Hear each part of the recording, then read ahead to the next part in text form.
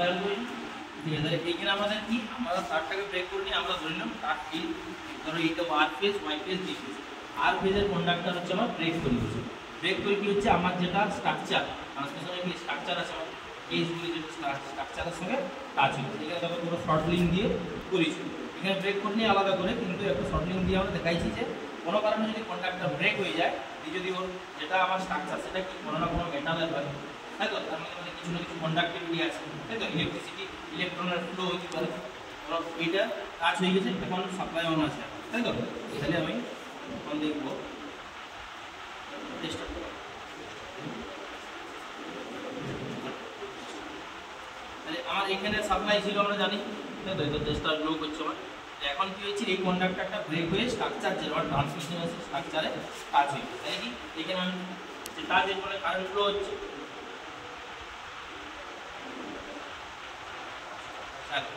Tester glow করছে, ঠিক আছে, বুঝছো তো। মানে এখন যদি এখানে যেহেতু এখানে টেস্টার আমার গ্লো করছে, তাই তো, এখানে যদি কোনো পথচারী বা কৃষক কেউ যদি এই স্ট্রাকচারে কোনো করে হাত দিই তাহলে কি হবে, শক লাগিয়ে যাবে, তাই তো। তাহলে এটাকে আমরা বলি টাচ পোটেনশিয়াল। টাচিং যদি কোনো কারণে হয়ে যায়, বডি হয়ে আছে এখন, কিন্তু আবার প্রোটেকশন থাকে, তার 8 ভোল্ট প্রোটেকশন থাকে, কিন্তু বাই চান্স ধরো কোনো কারণে ইলেকট্রিসিটি ফ্লো হচ্ছে, সেই সময় টাচ করছে, সেই জিনিসটা আমরা কি বলছি তার টাচিং এর মাধ্যমে। এখানে আমি তো হাতে কাছে এখানে হাত দিয়ে সব খাবো কি খাবো, হ্যাঁ অবশ্যই খাবো। এর মধ্যে কিছু ইনসুলেশন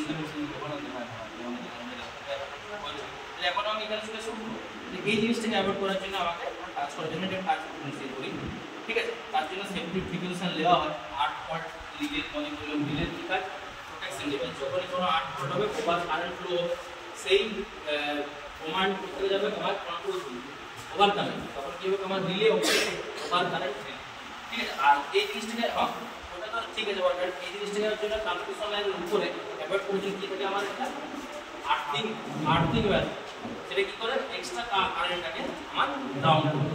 ট্রান্সমিশনের সবচেয়ে উপরে যেটা যায় সেটা হচ্ছে কি তার মনে রাখবে আর্থিং ওয়্যার। আর্থিং কি যখনই কোনো এক্সট্রা কারেন্ট হবে সেটাকে, কারণ আর্থিং ওয়্যার তো ইনসুলেশন থাকে না, ইনসুলেটের পুরো স্ট্রাকচার থাকে, যখনই স্ট্রাকচারে এক্সট্রা কারেন্ট ফ্লো হবে কি আর্থিং এর থ্রু দিয়ে সেটা আমার পুরো আর্থিং করেছে ফার্স্ট ইয়ারে, আর্থিং এর থ্রু দিয়ে সেটা গ্রাউন্ড হয়ে যাবে, এটাকে আমরা অ্যাভয়েড করতে পারবো টাচ পোটেনশিয়াল, তাই তো।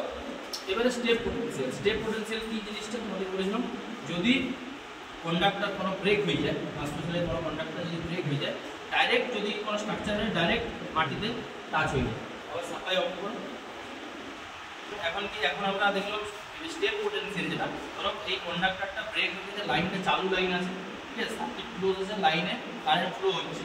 আচ্ছা, এবারে কোনো কন্ডাক্টর যদি আমার মাটিতে গ্রাউন্ডে টাচ দেওয়া হয়ে যায়, কেটে যায় কন্ডাক্টর, ঠিক আছে, তো কী হবে স্টেপ পোটেনশিয়াল, যেটা ধরো কন্ডাক্টর কারো লক্ষ্য পড়ে না, এবারে তার চারপাশে একটা ভোল্টেজ একটা রেশিও ক্রিয়েট হবে, এই তোমার দেখা তোমার এখানে হচ্ছে, তাই তো। তুমি যত দূরে যাবে জিনিসটা, এবারে কি অনেক সময় ময়েশ্চার থাকে, ভিজে থাকে, তার জন্য কিছুটা স্টেপ পোটেনশিয়াল অ্যাভয়েড কীভাবে করবো, আমার কারেন্ট ফ্লো কখন হবে যখন ভোল্টেজের ডিফারেন্স, স্টেপ পোটেনশিয়াল জিনিসটা অ্যাভয়েড করবে যখন ও সবথেকে কাছে কিন্তু ভোল্টেজ সবথেকে বেশি, একটু দূরে যাবে হয়তো 66, তারপরে তোমার হলো 45, কমে আসবে, যত তুমি ডিস্টেন্স বাড়াবে এটা কমে যাবে, তাই তো। হিসাব যেটা আমার হওয়া উচিত সেটা হচ্ছে ভোল্টেজ, এই সার্কেলে একটা ভোল্টেজ দেখবে, একটু দূরে যাবে তখন আর একটু ভোল্টেজ এরিয়াটা কমবে, আর একটু দূরে যাবে আর একটু, এবারে সেই জিনিস তুমি যখন ধরো এখানে 66 আছে, এখানে ধরো 32 বা 33 আছে, তোমার যখনই তুমি এইখানে একটা পা দিবে আর একটা পা যদি তোমার এই দুটো একটা 66-তে আছে আর একটা 33-তে আছে, তাহলে কি পোটেনশিয়াল ডিফারেন্স হয়ে গেল, আর পোটেনশিয়াল যখন এই ডিফারেন্স হবে তখন কারেন্ট ফ্লো হয়ে যাবে সমান মতো, তখন সেটাকে কিন্তু শক লাগবে। আর সেটাকে অ্যাভয়েড করার জন্য তোমাদের কী বলেছিল যে আমাদেরকে ব্যাংক যেভাবে লাফায়, ব্যাংকের মতো লাফিয়ে যেখানে পড়বে তোমার দুটো পা একসাথে নেবে, তাই তো। এইখানে একবারে মানে একই পোটেনশিয়ালে যেতে, যদি পোটেনশিয়াল 66 থাকে তো 66 যেমন পোটেনশিয়াল থাকে, 66 33 না, ডিফারেন্সটা যেমন না হয় তাহলে কিন্তু কারেন্ট ফ্লো হয়ে যাবে, কারেন্ট ফ্লো হলে সব কিন্তু হয়ে যাবে। তাহলে এই জিনিসটা অ্যাভয়েড করার জন্য আমাদের লাফিয়ে চলতে হবে। আর এই জিনিসটা হচ্ছে টাচ এবং স্টেপ পোটেনশিয়াল, তাই তো। এটা হচ্ছে পাওয়ার লাইন ডায়াগ্রাম। এবারে আমার ইয়ার পরে জেনারেটিং স্টেশন, ট্রান্সমিশন, এবার তারপরে আসছে আমার ডিস্ট্রিবিউশন। এখানে আমরা কী লেখা আছে ডিস্ট্রিবিউশনে, এটা আমার ট্রান্সমিট হচ্ছে, তারপরে কি পোর্শনে যাচ্ছে আমার ডিস্ট্রিবিউশন, হাই ভোল্টেজ গিয়ে ট্রান্সফরমার, তার আগে আমরা ভোল্টেজ ট্রান্সফরমার আছে, ভোল্টেজ মেজার করি আমরা, এখানে আমরা ডাইরেক্ট ট্রান্সফরমারই দিই, নর্মালি অতটা ভোল্টেজ আমরা অপারেট করি না, অপারেটিং ভোল্টেজ আমার কম, কিন্তু এফিসিয়েন্সি বেশি জন্য আমরা হাই ভোল্টেজ তোমাদের করেছিলাম। হাই ভোল্টেজ কেন ট্রান্সফার করি তোমাদের দেখিয়েছিলাম, ইকুয়েশনটা কি VR into VS by XL into sine lambda, তাই তো। VR হচ্ছে আমার কি ভোল্টেজ, VS হচ্ছে সেন্ডিং এন্ড ভোল্টেজ, আর R হচ্ছে রিসিভিং এন্ড ভোল্টেজ, তাই তো। ইন্ডাকটিভ রিঅ্যাক্ট্যান্ট XL আর সাইন ল্যাম্ডা হচ্ছে লোড অ্যাঙ্গেল। আমরা দেখেছিলাম যে কেন আমরা ট্রান্সমিশন লাইনে হাই ভোল্টেজ ট্রান্সমিট করি, তাই তো, কারণ PR ইকুয়াল টু পাওয়ার কত, যখনই তোমার সেন্ডিং এন্ড ভোল্টেজ যত বেশি হবে কারণ তত আমার পাওয়ার, আমি পাওয়ারের সঙ্গে আমার সেন্ডিং এন্ড ভোল্টেজ কি সমানুপাতিক। যখন VS ইকুয়াল টু VR তখন তাহলে আমরা যদি পুট করি তাহলে VS স্কয়ার করে PR কাজে আমার পাওয়ার সেটা কার সঙ্গে সমানুপাতিক হচ্ছে সেন্ডিং এন্ড ভোল্টেজ। তাহলে কি, তাহলে যত সেন্ডিং এন্ড ভোল্টেজ বাড়াবো তত পাওয়ার আমি বেশি পাবো, তাই তো, পাওয়ারের সঙ্গে সমানুপাতিক রেসিপ্রোকাল, তাই তো। তাই জন্য আমরা ট্রান্সমিট করি এফিসিয়েন্সি ভালো পাওয়ার জন্য হাই ভোল্টেজ ট্রান্সমিট করি, কিন্তু অতটা ভোল্টেজ আমার অপারেটিং ভোল্টেজ অত নয়, তার জন্য আমরা কি ইউজ করছি ট্রান্সফরমার। ট্রান্সফরমারের কি কাজ ফার্স্ট এর পড়েছি, ট্রান্সফরমার কি করে আমাদেরকে ভোল্টেজকে স্টেপ আপ বা স্টেপ ডাউন করে দেয়। বিভিন্ন ক্ষেত্রে আমরা বিভিন্নভাবে ইউজ করি, মেন হচ্ছে আমরা স্টেপ আপ বা স্টেপ ডাউন করতে পারি। আমরা যখন ট্রান্সমিটারে হিউজ ভোল্টেজ আছে তখন আমরা সেটাকে আবার স্টেপ ডাউন করছি, তাই তো। তারপরে আমি সেটাকে বিভিন্ন জায়গায় কাজে লাগাচ্ছি। এই যে ট্রান্সমিট হচ্ছে, এখানে পুরো ট্রান্সফরমার আছে, পুরো অন করো, এখানে ট্রান্সফরমারের সাপ্লাই অন করো, অফ পাওয়ারটা করে অফ করে দাও, পাওয়ারটা করে সাপ্লাই অন করো, লাগাও অপশন করো,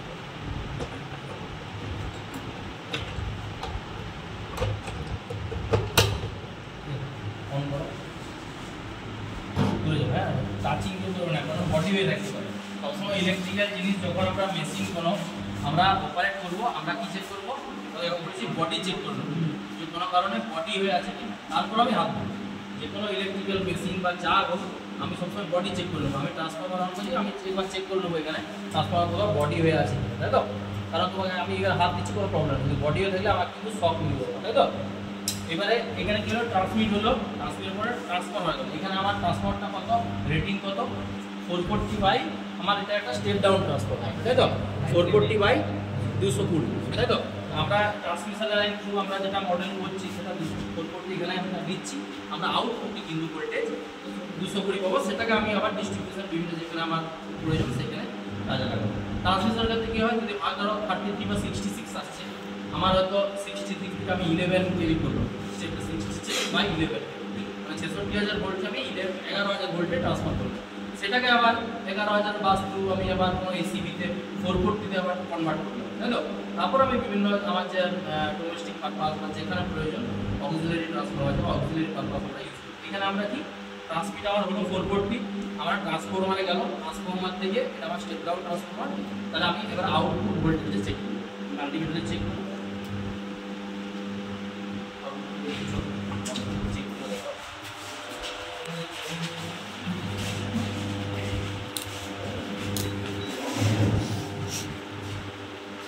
অন্য জায়গায় টাচ করবে না।